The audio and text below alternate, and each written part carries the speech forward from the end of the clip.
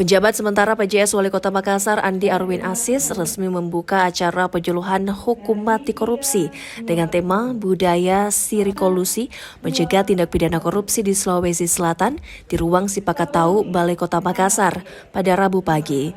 Acara ini diselenggarakan oleh Kejaksaan Tinggi Sulawesi Selatan. Dihadiri Kepala Seksi Penerangan Hukum Kejati Sulsel, Swetarmi, pejabat lingkup Pemkot, para camat dan lurah. Dalam sambutannya, Arwin memberikan apresiasi kepada Kejati Sulsel yang telah melaksanakan kegiatan penyuluhan hukum di lingkup Pemkot Makassar.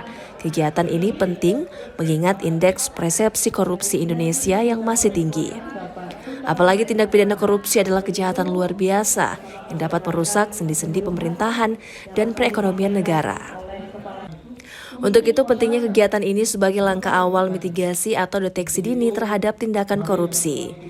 Arwin berharap dapat memberikan edukasi kepada kita semua agar memahami dengan jelas mana yang benar dan mana yang salah dalam pengelolaan keuangan negara. Pemerintah Kota Makassar, tentunya saya menjelaskan kepada seluruh jajaran bahwa saya hadir di tempat ini melaksanakan tugas sebagai penjabat sementara berdasarkan keputusan Menteri Dalam Negeri nomor 100.2.1.3/3815 tahun 2024 tentang penunjukan penjabat sementara Wali Kota Makassar.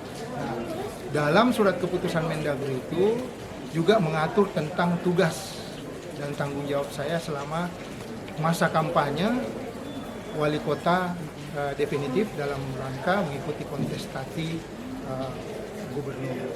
Untuk itu, saya sudah menjelaskan tadi bahwa selama kurang lebih 20 hari ke depan, saya memimpin penyelenggaraan pemerintahan yang menjadi kewenangan daerah dan melakukan atau menjaga ketentraman, ketertiban masyarakat, kemudian juga memfasilitasi pelaksanaan pemilihan gubernur.